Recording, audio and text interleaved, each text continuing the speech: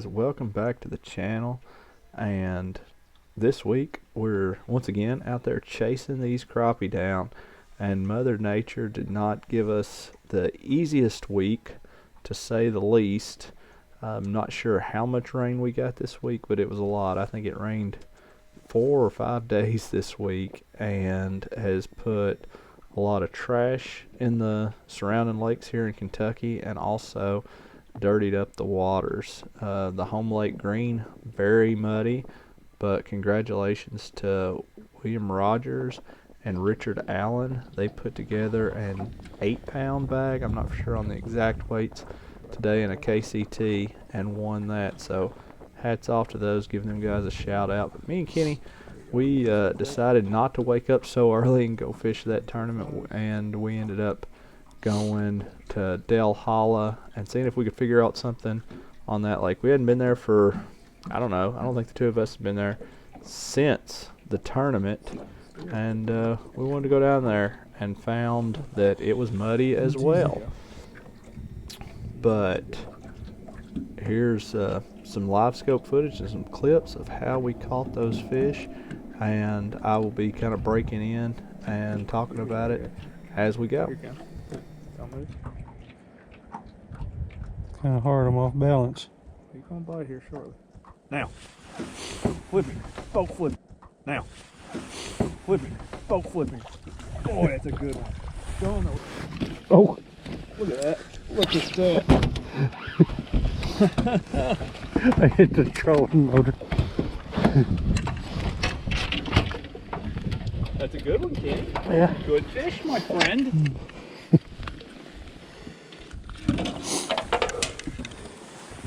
Yeah. He ain't as fat as that one that you... He ain't as fast as the one I caught. We can't all catch him like I did. Let's see. He's over 2 though. I think so.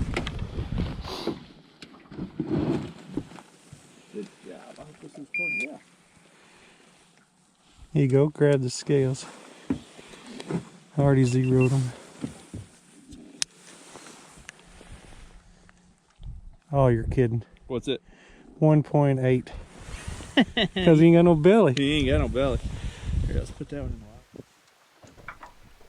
So for the last 2 tournaments we fished, we've been kind of finding ourselves dealing with cold, muddy water. So the way that we caught the fish today is very similar to how we fished our last 2 tournaments on Kentucky. We won, and the water wasn't this muddy, but it was stained, and it was very similar fishing. We're catching them a little bit deeper than what we are here, but you can see in all of these clips, other than just a couple of them, for the most part, we're catching these fish. You know, we're able to see. Actually, Kenny, on one of them that he set the hook on, didn't catch it. He actually saw his bait as the fish was biting it. That's how high up they are. So, and just like this here, we're getting right on these fish, and you just have to hold it really still. I mean, the whole name of the game for what this comes into is boat control. Look at that. Talk about boat flipping them.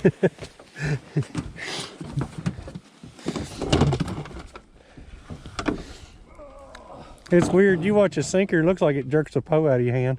Just about did.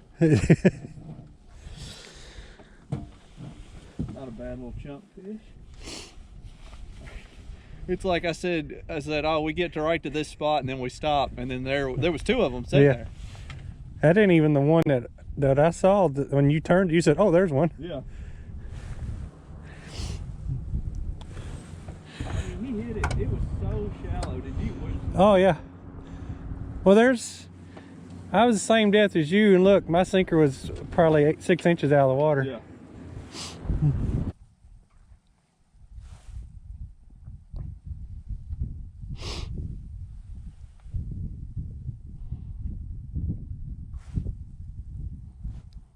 I mean, I ought to be able to see that fish.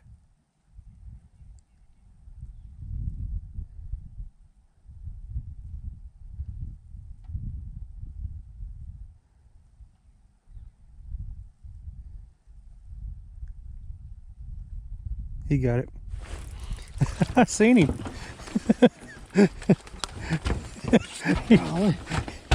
There's a football. Did you see the back of it? And I could see your sinker, and I seen the sinker go poop, and he started swimming off with it. Oh, It's a big old black nose. finally. Oh. All right.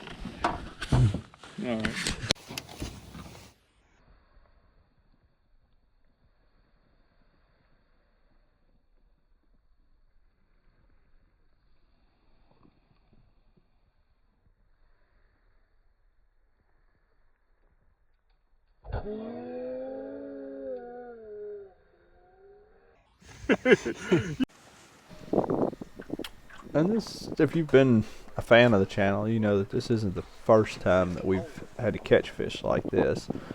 Last year, around the same time, we were doing the same exact thing.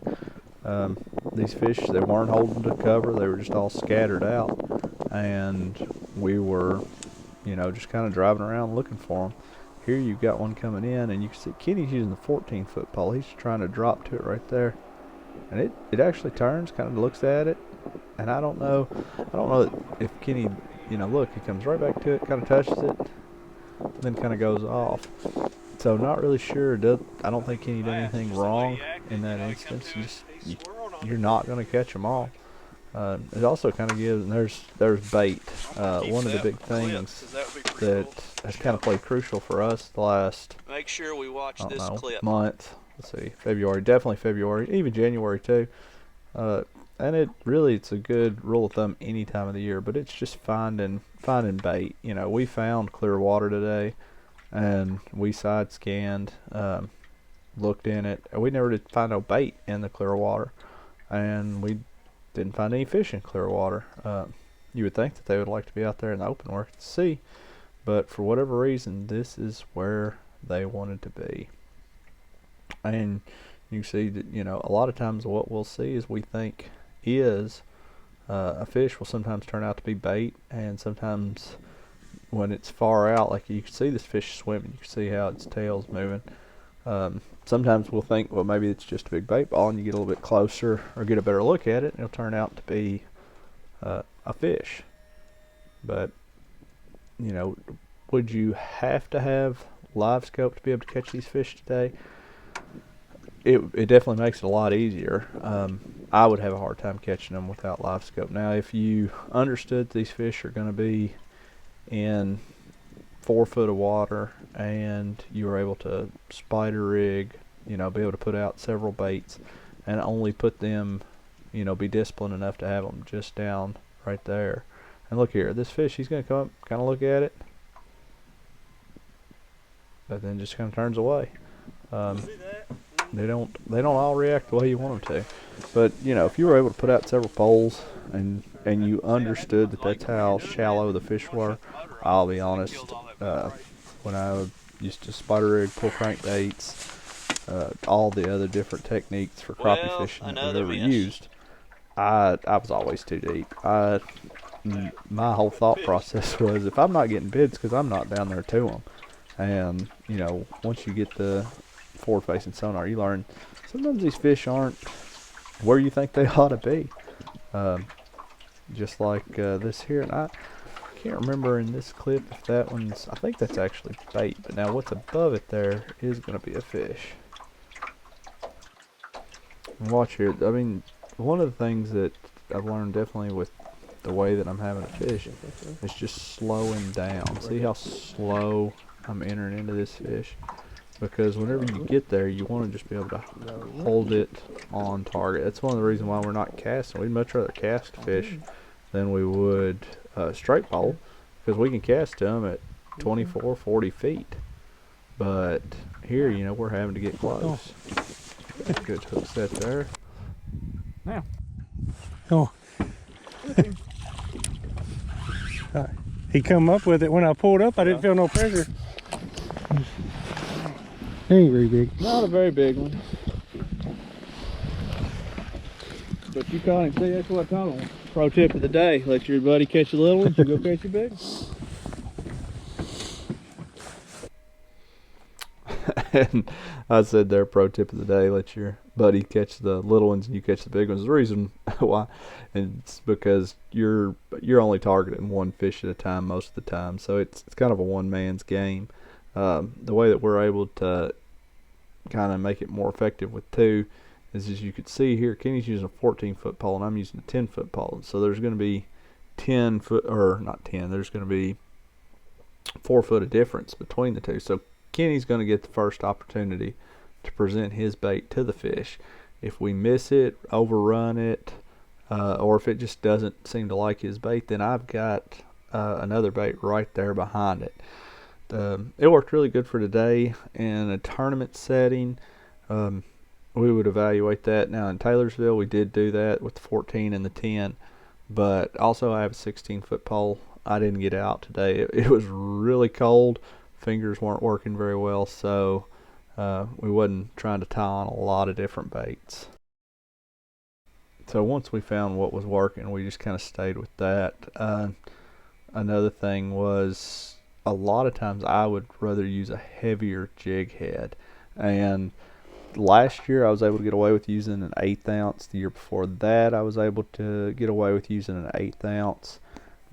This year I haven't had as much luck on the 1/8 ounce. A lot of short strikes. I don't know if it's the way that it's floating in the water or exactly what it is, but I've had to stay using a smaller jig head, like a 1/32 or 1/8. I think today I was using a 1/32. I think Kitty's using a 1/32 too. The more I try to hold it still, it seems like the more I bounce it. Here you go. He sees it. Oh! Hey. Party foul. And we were kind of on purpose today, not really using the net. You hear a lot about boat flipping and different things, so we were just kind of boat flipping today. At Taylorsville, we didn't. I think we used the net maybe once or twice. The reason why was when they're this high up in the water column, a lot of times whenever you set the hook, you've already got them coming out of the water. You see right here, this fish that I'm getting ready to catch in the back, Kenny's presenting to one up front, but you can barely see it. I'm going to catch this one in the back. It was actually in the bait ball, and we were able to pick it out. A little black nose. It was in the bait ball, just like you said. Look at what a dime. Oh. So in this clip here, I'm going to show you I didn't do anything wrong. It's just sometimes some crazy things happen. So looks like we got this fish here at 10 feet. Looks like we got it dead to rights. We're high enough up that we shouldn't be spooking it. We've got our trolling motor shut off. We're just going to slowly ease this bait toward it, and boom. I think there was there's two fish that come up there. I think they were swimming into it and spooked that fish. But nevertheless, see, he's under the boat now.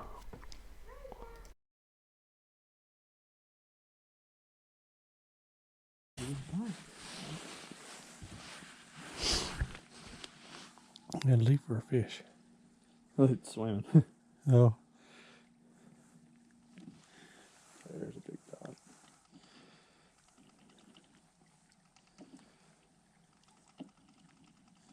One coming at us, that's what you're talking about? Yeah.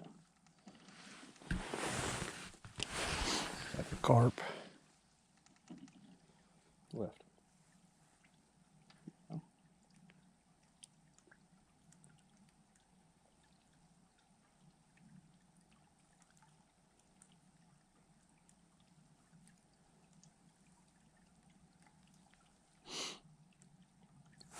In the boat, in the boat, in the boat. Oh, come on. You gotta do something about that hook. Well, I'm very upset.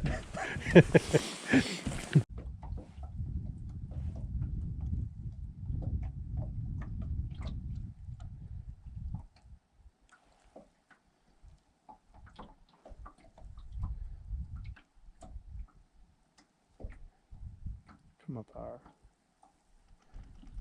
To the right. Up higher.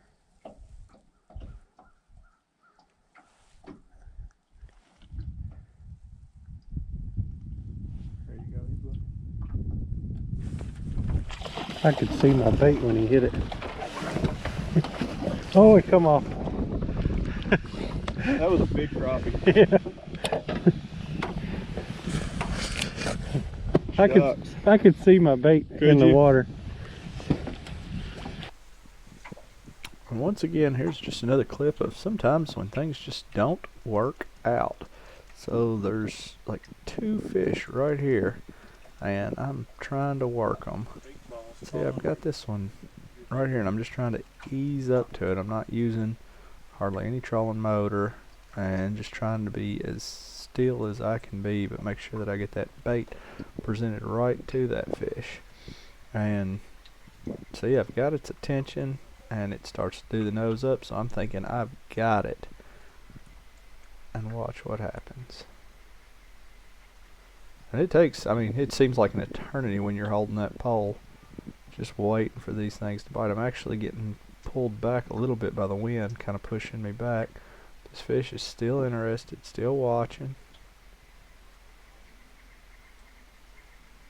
And I'm not trying to do anything. You definitely don't want to take it any closer to the fish. But you see there?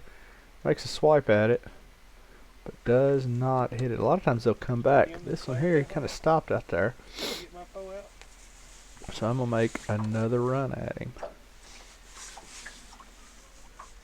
And still just trying to make sure that I can get the best possible picture of that fish, because when I have the best picture of it, that's whenever I can know where that fish is located best. And like you said, in these kind of waters where there's no visibility, that fish isn't going to be able to travel a long distance to get that bait, especially with it 45 degrees.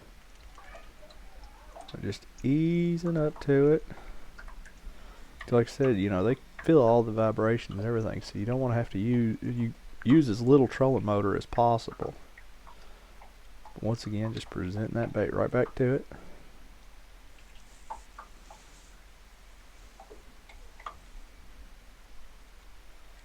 And just, you know, holding it on there for an extended period of time. That was key for us today, was to be able to just keep that bait right on those fish. See, once again, makes another swipe, and that time he got out of dodge. Not really sure where it went off to.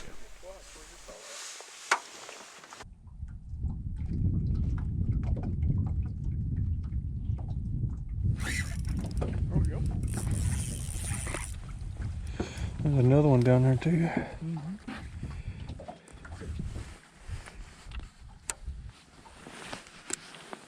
You recording? Yeah. Thank goodness. I wouldn't.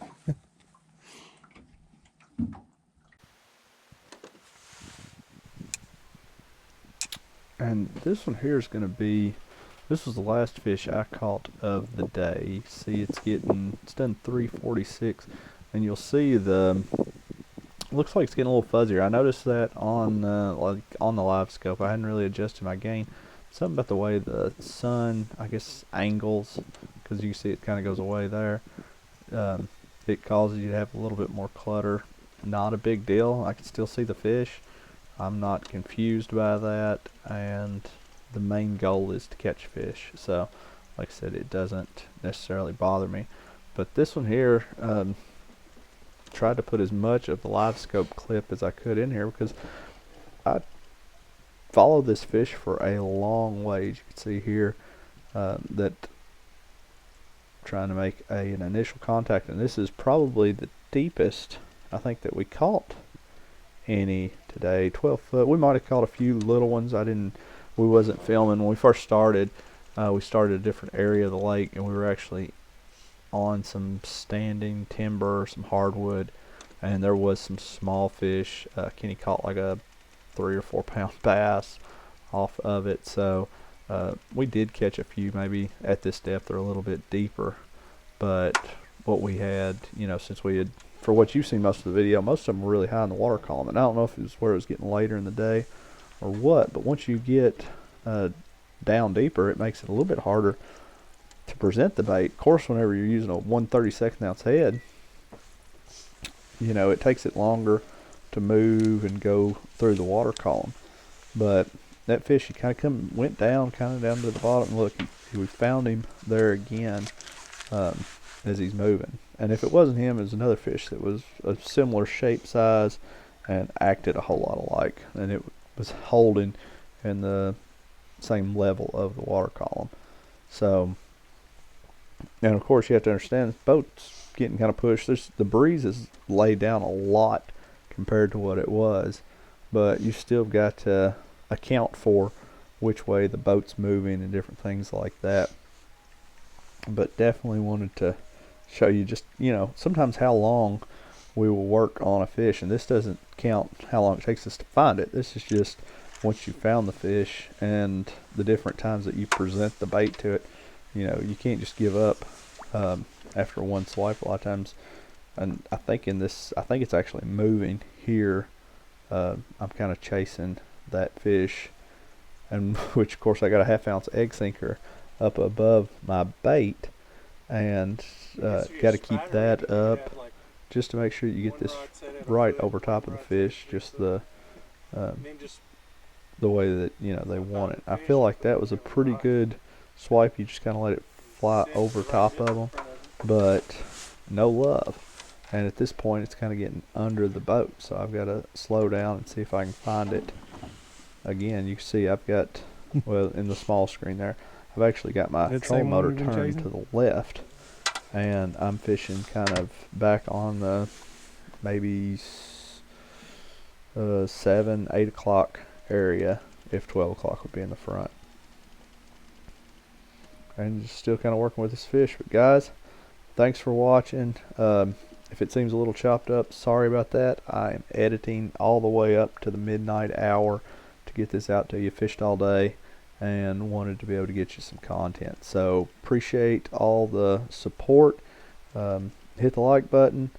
Tune in. We're going to stay on the water and keep trying to bring great content to you. And get out there and catch you some fish.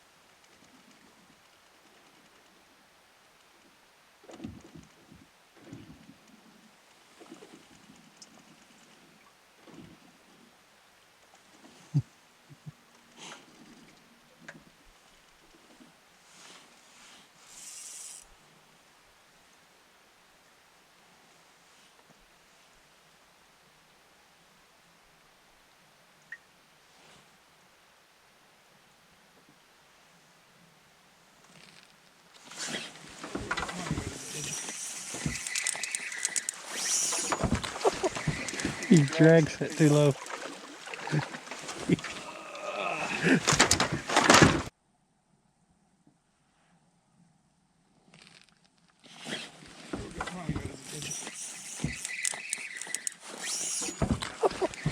He drags it too low.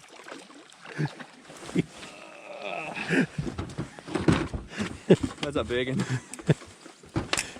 That's a good one. Yeah, I haven't dragged that too low. Go rip them. It was a black nose too. Another one.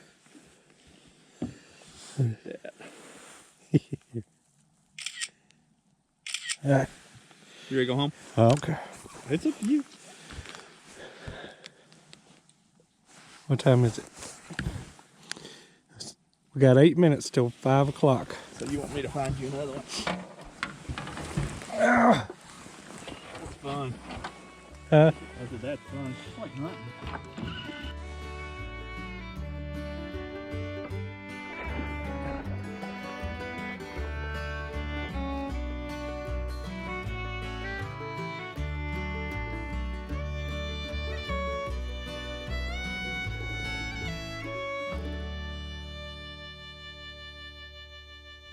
go to the house.